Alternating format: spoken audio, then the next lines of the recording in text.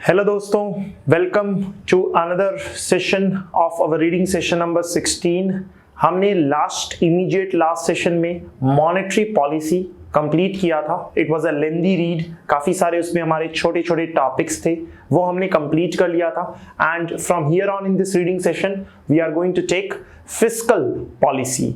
Ideally monetary policy and fiscal policy दोनों ही इस्तेमाल की जाती है, साथ में इस्तेमाल की जाती है एक इकोनॉमी को सही डायरेक्शन देने के लिए, या इकोनॉमी में जब बिजनेस साइकिल्स आते हैं तब उससे बाहर निकलने के लिए। क्योंकि मॉनेटरी पॉलिसी में भी कुछ कमियां हैं जो हमने लास्ट में डिस्कस की थी, एंड अभी हम फिस्कल पॉलिसी डिस्कस कर रहे हैं, उसमें भी डेफिनेटली कुछ कमियां होगी। ऐसी कोई चीज हो नहीं सकती जिसके अंदर कुछ कमी ना हो, हमेशा कोई ना कोई लिमिटेशन तो रहता ही है। तो अभी इस सेशन में हम फिस्कल पॉलिसी का पूरा मेजर इंट्रोडक्शन लेंगे कि फिस्कल पॉलिसी होती क्या है, उसके अंदर कवरेज क्या चीजों का होता है, what are the tools, what are the objectives, what are the advantages as well as disadvantages, and fiscal policy की क्या स्ट्रैटेजीज रहती है गवर्नमेंट की, जनरली किस तरह से गवर्नमेंट किसी कंट्री में एक्ट करती है। तो ये चीज पहले एक बार बहुत बेसिक और जरूरी है जो हमने एकदम स्टार्टिंग में भी देखी थी इस रीडिंग सेशन के, कि मॉनेटरी पॉलिसी सेंट्रल बैंक देखता है, जैसे कि हमारे देश में रिजर्व बैंक ऑफ इंडिया देखता है, पर फिस्कल पॉलिसी सेंट्रल बैंक नहीं देखता, रिजर्व बैंक ऑफ इंडिया नहीं देखता, इसे सरकार देखती है, चुनी हुई सरकार, इलेक्टेड गवर्नमेंट। तो हमारे देश में करंटली रूलिंग गवर्नमेंट एनडीए है, तो वो एनडीए देखेगी, नेशनल डेमोक्रेटिक अलायंस देखेगा, बेसिकली मोदी जी देखेंगे, या फिर हमारे जो फाइनेंस मिनिस्टर हैं अभी करंटली 2021 में निर्मला जी सीतारमन, वो देखेंगे। So it completely is an area that is taken care by the government. तो हम फिस्कल पॉलिसी के टूल्स देख रहे हैं जो गवर्नमेंट देखती है। आइडियली हम फिस्कल पॉलिसी में दो मेन पार्ट्स कर देते हैं, दो मेन टूल्स हैं, एक खर्चा और दूसरा कमाई। कहां कहां खर्चा होता है और कहां कहां से पैसे आते हैं। सो जो खर्चा होता है उसे हम कहते हैं स्पेंडिंग टूल्स, एंड जो हमारी इनकम आती है, पैसा आता है, उसे हम कहते हैं रेवेन्यू टूल्स। अगर हम देखें स्पेंडिंग मेजरली तीन कैटेगरीज में हम तोड़ सकते हैं। एक गवर्नमेंट की स्पेंडिंग, यानी यहां आप जो डिस्कस कर रहे हो वो गवर्नमेंट के एंगल से कर रहे हो, ये मिसकंसेप्शन मत रखना कि आपके एंगल से हो रहा है, अदरवाइज कंफ्यूजन होगा। सो आप गवर्नमेंट के एंगल से डिस्कस कर रहे हो, क्योंकि गवर्नमेंट का खर्चा आपकी इनकम हो सकती है, आपका खर्चा गवर्नमेंट की इनकम हो सकती है। तो गवर्नमेंट के तीन मेन स्पेंडिंग टूल्स होते हैं। एक ट्रांसफर पेमेंट्स, थोड़ा सा आपको आपकी मेमोरी जॉग करने की जरूरत है। हमने स्टार्टिंग के कुछ रीडिंग सेशंस में एग्रीगेट आउटपुट के रीडिंग सेशन में देखा था जीडीपी का कैलकुलेशन, जिसमें हमने कहा था दो तरह की इनकम्स होती है, फैक्टर और ट्रांसफर, जिसमें जो ट्रांसफर इनकम्स होती है हम उसी की बात कर रहे हैं। ट्रांसफर पेमेंट्स जो जीडीपी में इंक्लूड नहीं की जाती। फॉर एग्जांपल जब मंदी आती है, लोगों की नौकरियां जाती है, तो सरकार उन्हें अनएम्प्लॉयमेंट अलावेंस पे करती है, सब्सिडीज पे करती है, जो वन साइडेड होता है, उसे हम ट्रांसफर पेमेंट्स कहते हैं। ये एक सरकार का बड़ा खर्चा होता है। दूसरा करंट स्पेंडिंग, रेगुलर हर साल जो नॉर्मल रिकरिंग एक्सपेंडिचर्स होते हैं हमारे, जैसे गवर्नमेंट को अपने गवर्नमेंट एम्प्लॉइज को पेमेंट करनी होती है सैलरी की, डिफेंस सर्विसेज मेंटेन करने के लिए पेमेंट करनी पड़ती है, इंटरेस्ट की पेमेंट करनी पड़ती है जो लोन्स वगैरह पे लिया हुआ है, ये सारे हमारे करंट स्पेंडिंग होते हैं। तीसरा capital spending, government assets create करती है, फ्लाईओवर्स, रोड्स, ब्रिजेस, हाईवेज, ये सब कंस्ट्रक्ट करती है, मेट्रो स्टेशन, रेलवेज, ये सब कंस्ट्रक्ट करने से कैपिटल एक्सपेंडिचर इनकर होता है। ये हमारा एक एसेट क्रिएट करता है। तो कोई भी खर्चा जो एसेट क्रिएट करे that is a capital spending. Asset create ना करे पर एक गवर्नमेंट का खर्चा है, जैसे कि सैलरी देना वगैरह, दैट इज करंट स्पेंडिंग। और ऐसा कोई खर्चा जो वन वे है, जिसके सामने गवर्नमेंट को कुछ नहीं मिला, that is like unemployment allowance, या हमारे देश में जैसे मनरेगा हो गया, Mahatma Gandhi national rural employment guarantee act के तहत हमें कुछ पे करना पड़ता है। तो ये सारे हमारे स्पेंडिंग टूल्स होते हैं फिस्कल पॉलिसी में। और इसका जस्ट ऑपोजिट दूसरा इज रेवेन्यू टूल्स, कहां कहां से सरकार के पास पैसा आता है। तो उसे हम वैसे तो देखा जाए तीन मेन पार्ट्स में देखते हैं, direct tax, indirect tax and certain non tax revenues also. लेकिन अभी हम यहां पर दो ही कवर कर रहे हैं आपके करिकुलम के हिसाब से, डायरेक्ट एंड इनडायरेक्ट टैक्स, दो मेन टैक्सेस, क्योंकि गवर्नमेंट का सबसे बड़ा सोर्स ऑफ इनकम टैक्सेस होगा जो वो अपने लोगों से, देश के लोगों से कलेक्ट करती है उनके इनकम पे। तो हम टैक्स का मतलब क्या समझते हैं, कोई भी कंपलसरी पेमेंट जो लोगों को करना होता है, देश की जनता को करना होता है, सरकार को, बिना किसी डायरेक्ट बेनिफिट को एक्सपेक्ट किए। यानी यू कैन नॉट एक्सपेक्ट कि आपने सरकार को टैक्स पे किया है तो सरकार उसके सामने आपको कोई डायरेक्ट बेनिफिट देगी, इनडायरेक्टली देगी कि भाई सबके लिए रोड बनेगी, सबको सब्सिडीज दी जाएगी, तो आपका पैसा इस्तेमाल तो जनता के लिए होगा, पर वो डायरेक्टली आपके लिए नहीं होगा, इनडायरेक्टली आपके पास घूम फिर के आ सकता है। तो दो तरह के टैक्सेस होते हैं, एक डायरेक्ट टैक्स, दूसरा इनडायरेक्ट टैक्स। हम बहुत ही सिंपल एग्जांपल लेकिन दोनों को थोड़ा सा डिफरेंशिएट कर लेते हैं अपनी लॉजिकल अंडरस्टैंडिंग के लिए। समझो मैं एक ट्रेडर हूं, आई एम अ ट्रेडर, मैं कोई सामान खरीदता हूं और फिर उसे बेचता हूं। समझो मैं खरीदता हूं 100 रुपए में, बेचता हूं 200 रुपए में, तो 100 में खरीदा 200 में बेचा तो मेरा प्रॉफिट हो गया 100 में से गवर्नमेंट कहती है 20 हमें दे दो, यानी मेरे 100 के प्रॉफिट को 80 पे ले आए, 20 रुपीज मुझसे जबरदस्ती ले लिए मेरा प्रॉफिट 100 से 80 पे आ गया। This kind of compulsory payment, this kind of tax is known as direct tax. ये हमारा डायरेक्ट टैक्स होता है। जैसे कि कंपनियां पे करती है तो हम उसे कॉर्पोरेट टैक्स कहते हैं, कोई इंडिविजुअल पे करता है तो हम उसे इनकम टैक्स कहते हैं, अगर वेल्थ पे टैक्सेस लगाए जाते हैं तो उसे वेल्थ टैक्सेस कहते हैं। ऐसे कई तरीके के डायरेक्ट टैक्सेस होते हैं। दूसरा, इसी एग्जांपल में हम इनडायरेक्ट टैक्स भी फिट कर सकते हैं। 100 में खरीदा, 200 में बेचा, जब 200 में बेच रहे थे तो गवर्नमेंट ने कहा रुको, आप 200 में नहीं बेचेंगे, 220 में बेचेंगे। ठीक है भाई, माई बाप सरकार है, जो बोले वैसा करेंगे। तो 100 में खरीदा, 200 में बेच रहे थे, 200 में बेच रहे थे तो वो 200 की चीज 220 की हो गई। तो हमने जब 220 में बेचा तो हमारे पास 220 आए, तो गवर्नमेंट ने कहा तू बेचना तो 200 में चाहता था ना, तो 200 अपने पास रख, 20 हमें दे दे। आपने 220 में से 20 गवर्नमेंट को दे दिया, आपके पास 200 रहे। परचेज 100 की थी, आपका प्रॉफिट अभी भी 100 का ही है, लेकिन गवर्नमेंट को तो 20 रुपए मिल गए। ये 20 रुपए गवर्नमेंट को कैसे मिले?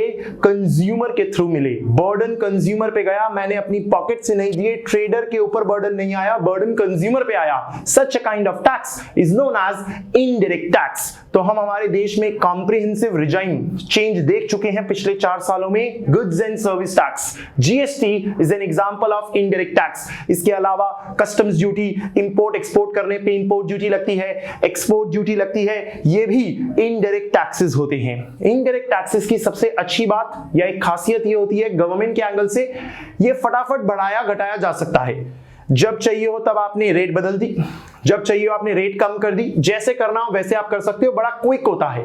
डायरेक्ट टैक्स में उतना क्विक नहीं मिलता आपको, क्योंकि डायरेक्ट टैक्स पूरे 1 साल का पे करते हो आप जनरली, तो उससे तुरंत रेवेन्यू बढ़ाई या घटाई नहीं जा सकती है। इनडायरेक्ट टैक्सेस में तुरंत ऐसा काम किया जा सकता है। तो 2 मेन तरह के रेवेन्यू टूल्स हो गए, direct tax and indirect tax. इसके अलावा कुछ नॉन टैक्स रेवेन्यूज भी होती है, जैसे हमारी सरकार ने किसी को लोन दिया होगा तो इंटरेस्ट की कमाई आ रही होगी, या फिर फाइन्स और पेनल्टीज से पैसा कमाती है सरकार। जो पीएसयूज है, पब्लिक सेक्टर अंडरटेकिंग्स है, उसके प्रॉफिट्स, उनकी सिक्योरिटी से जो डिविडेंड रिसीव होता है, आरबीआई ने जो सिक्योरिटीज इशू की है गवर्नमेंट के बिहाफ पे, उससे जो डिविडेंड आता है, ऐसे बहुत सारे और सोर्सेज भी होते हैं। कुछ कैपिटल सोर्सेज ऑफ इनकम भी होती है, जैसे ये तो सब रेवेन्यू सोर्सेज ऑफ इनकम है। कैपिटल जैसे कि डिसइन्वेस्ट करना, पीएसयूज के शेयर्स बेच देना, या फिर लोन्स एंड बोरोइंग्स करना, ये हमारे थोड़े रेवेन्यू टूल्स में कवर हो जाते हैं। जब भी हम रेवेन्यू टूल्स में टैक्सेस की बात करते हैं, टैक्सेस की बात करते वक्त ये हमेशा इंश्योर करना चाहिए कि टैक्सेस 4 मेन चीजें कवर कर रहे हैं ना। इसे हम सिंपल ध्यान रखने के लिए बोलते हैं FESS,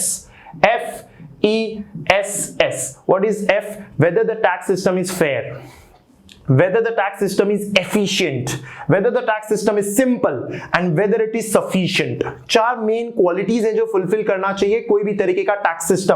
what is fairness? Fairness is a subjective term. What might be fair to you might not be fair to me, इसलिए थोड़ा सब्जेक्टिव है।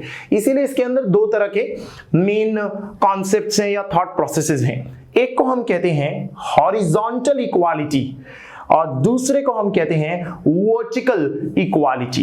Basically the concept of equality and equity. Equality क्या होता है? सबको एक समान, सबको एक समान, दैट इज हॉरिजॉन्टल इक्वालिटी। यानी कि हर आदमी को 10% ही टैक्स देना है, बहुत कमाता हो, बहुत कम कमाता हो, बीच बीच में कमाता हो, कुछ भी हो, सबको 10%। वर्टिकल क्या होता है? थोड़ा इक्विटी होता है। इक्विटी मतलब जो ज्यादा कमाता है उससे ज्यादा टैक्स लेंगे, जो कम कमाता है उससे कम टैक्स लेंगे। तो ऑटोमेटिकली आप क्या कर रहे हो? जिसकी क्षमता ज्यादा है उससे हायर टैक्स रेट, जिसकी क्षमता कम है उससे कम टैक्स रेट। तो ये एक अलग तरीके की इक्वालिटी है जिसे हम हमारे देश में इक्विटी बोलते हैं, या बुकिश लैंग्वेज में हम वर्टिकल इक्वालिटी बोलते हैं। दिस इज हाउ यू जज फेयरनेस। हमारे देश में हम हॉरिजॉन्टल इक्वालिटी नहीं देखते हैं, वर्टिकल इक्वालिटी देखते हैं, जिसे हमारी कंट्री के अंदर हम बुलाते हैं इक्विटी। दैट इज जिसको ज्यादा जरूरत है उसे ज्यादा दो, जिसे कम जरूरत है उसे कम दो। उस बेसिस पे हम सुपर रिच को हाई टैक्सेस करते हैं एंड पुअर या फिर लो इनकम ग्रुप्स को रिबेट या रिलीफ्स प्रोवाइड करते हैं। दूसरी बात हमने कही एफिशिएंट होना चाहिए। एफिशिएंट मतलब टैक्स सिस्टम ऐसा नहीं होना चाहिए जो आपके बेसिक मार्केट फोर्सेस के अंदर इंटरफेयर करे। जो डिमांड एंड सप्लाई का मार्केट फोर्स होता है उसको बहुत बुरी तरह से हैम्पर नहीं करना चाहिए। थोड़ा बहुत तो देखो हैम्पर करेगा क्योंकि टैक्स की वजह से रेट बदलेगी और रेट बदलने की वजह से इंपैक्ट आएगा, लेकिन बहुत हेवीली चेंज नहीं होना चाहिए उसकी वजह से। तीसरा सिंपल होना चाहिए, ये बहुत जरूरी है।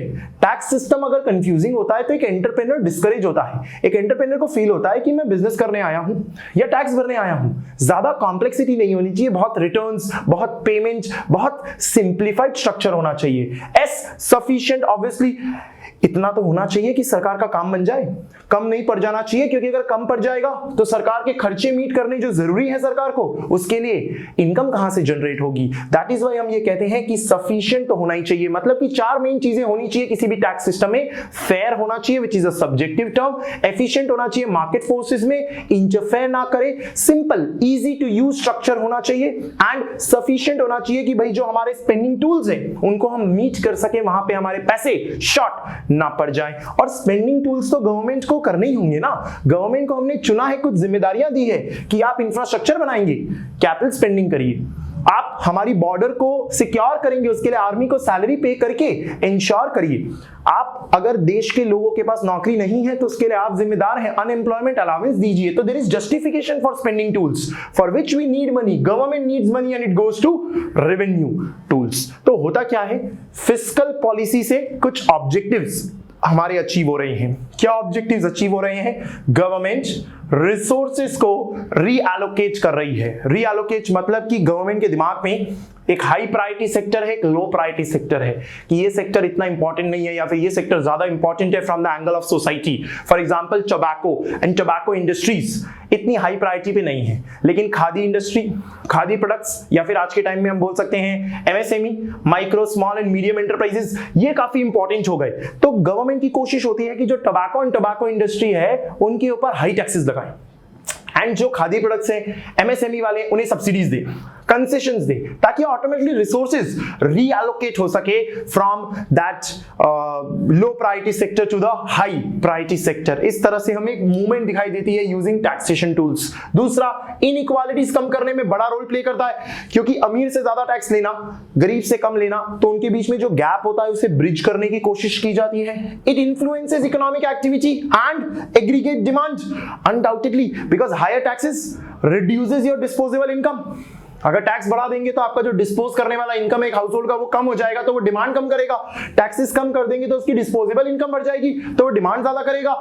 यानी everything will be influenced if there is a change in the fiscal policy of the country. That is why it is looked upon very meticulously कि क्या ऑब्जेक्टिव अचीव करने की कोशिश कर रही है गवर्नमेंट। तो इसी से हमें कुछ एडवांटेजेस मिल जाते हैं, कुछ डिसएडवांटेजेस मिल जाते हैं फिस्कल पॉलिसी के। आइडियली हम थोड़ा डायरेक्ट टैक्स इनडायरेक्ट टैक्स के एंगल से देख रहे हैं। फिस्कल पॉलिसी में इनडायरेक्ट टैक्स के एंगल से देखो तो एडवांटेज क्या है, फटाफट इंप्लीमेंट हो जाता है, तुरंत रेट बदलनी है बदल देते हो। जैसे जीएसटी की रेट 18 से 28 कर दी, 28 से 12 कर दी, ऐसा हम कुछ भी करना चाहें तो फटाफट कर सकते हैं एंड सोशल बेसिस पे उसे बना सकते हैं। जैसे हम टोबैको इंडस्ट्रीज की बात करते हैं, कितना heavy rate of indirect tax है उसके ऊपर। क्यों? क्योंकि हम उसे सोसाइटी में डिस्करेज करना चाहते हैं, इसलिए इतना heavy rate of indirect tax हमने लगाया हुआ है। तो ये कुछ फायदे हमारी फिस्कल पॉलिसी के होते हैं। डिसएडवांटेजेस क्या हैं? हमेशा फिस्कल पॉलिसी को एक बेसिक चीज के लिए क्रिटिसाइज किया जाता है, स्लो है, बहुत ही स्लो है, बहुत स्लो है। यानी कि पहले गवर्नमेंट को पता चलेगा अच्छा ऐसा कुछ हो गया है, तो गवर्नमेंट उसके ऊपर एक्शन लेने जाएगी। एक्शन लेने के बाद उसका एक्शन का जो इंपैक्ट आएगा वो बहुत लेट आएगा, यानी कि रिकॉग्निशन में लेट हो जाता है, इंपैक्ट आने में लेट हो जाता है, एक्शन लेने में लेट हो जाता है। ऐसे कई सारे लैग्स क्रिएट होते हैं। ये हम आगे जाके डिटेल में देखेंगे भी फिस्कल पॉलिसी के लास्ट सेशन में जब हम पहुंचेंगे। Recognition lag, impact lag, action lag, ये सारे हम डिस्कस करेंगे। डायरेक्ट टैक्स आप रेगुलरली नहीं बदल सकते, थोड़ा टाइम लगता है इंप्लीमेंट करने में, तो ये कुछ हमारे डिसएडवांटेजेस होते हैं। तो अब जब हमें ये पता चल गया फिस्कल पॉलिसी में ये टूल्स है, मतलब कि गवर्नमेंट का कुछ आवक होगा और कुछ जावक, गवर्नमेंट को कुछ मिलेगा और कुछ जाएगा। अगर मिलने वाला और जाने वाला सेम है तो उसे हम कहते हैं बैलेंस बजट, कि receipts is equal to your expenditure. But ये तो एक आइडियल सिचुएशन हो गया। आइडियली या तो सरप्लस का सिचुएशन क्रिएट होता है या फिर डेफिसिट का। सरप्लस का सिचुएशन क्रिएट हो रहा मतलब सरकार के पास रेवेन्यू ज्यादा आ रही है, खर्चे कम कर रही है। ऐसी सिचुएशन कब होती है? जब बूम या प्रॉस्पेरिटी एक्सपेंशन का फेज चल रहा है, जिसे हम हिंदी में कहते हैं तेजी आई है। तेजी आई है तो उस केस में सरकार को टैक्सेस काफी मिल रहे होते हैं, लेकिन सरकार को अनएम्प्लॉयमेंट अलाउंस नहीं देना पड़ता क्योंकि सबके पास नौकरियां जनरली होती है। लेकिन डेफिसिट बजट कब दिखाई देता है हमें? बजटरी डेफिसिट बढ़ता हुआ कब दिखाई देता है? खर्चे बढ़ते हुए लेकिन इनकम कम होती हुई, जब रिसेशन आता है। क्योंकि जब रिसेशन आएगा तो लोगों का आउटपुट डाउन है, प्रोडक्शन डाउन है, तो इनकम कम आ रही होगी, लेकिन उसके सामने सरकार को तो खर्चा बढ़ा दिया होना पड़ेगा क्योंकि सरकार को तो अनएम्प्लॉयमेंट अलाउंस देना पड़ेगा, सब्सिडीज देनी पड़ेगी क्योंकि मंदी का माहौल है। तो बेसिकली ये मंदी में देखने मिलता है, ये थोड़ा तेजी में देखने मिलता है, जैसे हमने पिछले 2020-2021 में डेफिसिट बढ़ते हुए देखा है क्योंकि कोरोना वायरस पैंडेमिक की वजह से मंदी बढ़ी है और मंदी बढ़ने की वजह से डेफिसिट इंक्रीज हुआ है। फिस्कल पॉलिसी का हम थोड़ा अगर रेलेवेंस डिस्कस करें तो एक होती है discretionary fiscal policy. Discretionary fiscal policy मतलब government depending upon the situation, हालातों के हिसाब से, अपने लॉजिक से फिस्कल पॉलिसी में बदलाव करती रहती है अपने डिस्क्रिशनरी पावर पे। और एक दूसरा व्यू पॉइंट होता है ऑटोमेटिक स्टेबिलाइजर्स, मतलब फिस्कल पॉलिसी के अंदर अपने आप कुछ ऐसी चीजें बिल्ट हुई है जिसकी वजह से इकोनॉमी में जो मूवमेंट होता है उसके हिसाब से वो अपने आप ही एडजस्ट करती रहती है ऑटोमेटिकली, गवर्नमेंट को कुछ खास करने की जरूरत नहीं है।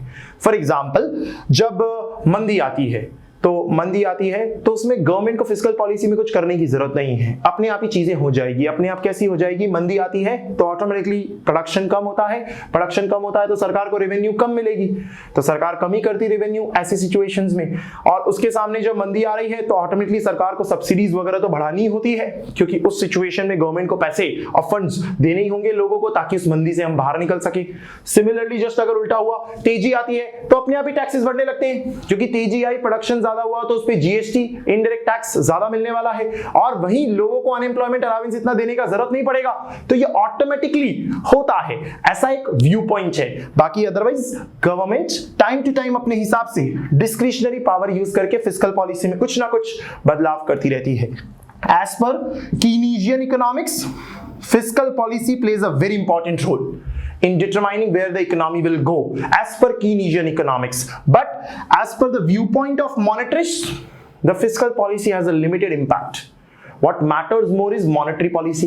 नाम से ही पता चलता है monetarists। तो एक बार हमने एक पिछले बिजनेस साइकिल्स के डिस्कशन में एक पूरा का पूरा कॉन्सेप्ट पढ़ा भी था कि अलग अलग स्कूल ऑफ थॉट्स होती है, अलग अलग व्यू पॉइंट्स होते हैं, जैसे कि नियो क्लासिकल का व्यू पॉइंट अलग है, न्यू कीनीजियन का अलग है। तो ऐसे ही हमारा यहाँ पर कीनीजियन फिस्कल पॉलिसी को थोड़ा सपोर्ट करता है, मॉनेटरिस्ट मॉनेटरी पॉलिसी को ज्यादा सपोर्ट करते हैं। कमियां तो दोनों में ही हैं, अच्छाइयां भी दोनों में ही हैं, लेकिन ये अपने अपने व्यू पॉइंट्स हैं कि क्या ज्यादा इफेक्टिव है। इस तरह से कुछ स्कूल ऑफ थॉट्स हो जाते हैं। तो हमने इस सेशन में फिस्कल पॉलिसी के रिलेटेड जितनी भी इंपॉर्टेंट टर्मिनोलॉजीज और इंपॉर्टेंट बातें हैं to introduce it to you, वो सारी डिस्कस की कि फिस्कल पॉलिसी क्या है, उसके अंदर टूल्स क्या है, स्पेंडिंग टूल्स, रेवेन्यू टूल्स, उसके ऑब्जेक्टिव्स क्या है, डायरेक्ट टैक्स और इनडायरेक्ट टैक्स के अंदर क्या क्या चीजें इंश्योर होनी चाहिए, फायदे क्या है, नुकसान क्या है, फिस्कल पॉलिसी की वजह से बजटरी डेफिसिट का मतलब क्या होता है, बजटरी सरप्लस का मतलब क्या होता है, गवर्नमेंट एक्शन लेती है तो वो डिस्क्रिशनरी फिस्कल पॉलिसी है,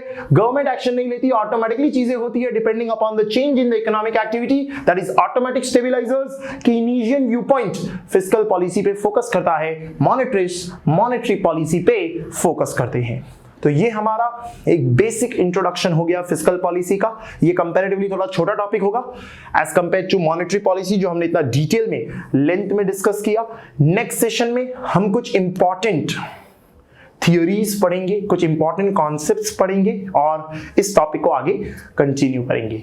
till then take care, have a nice day.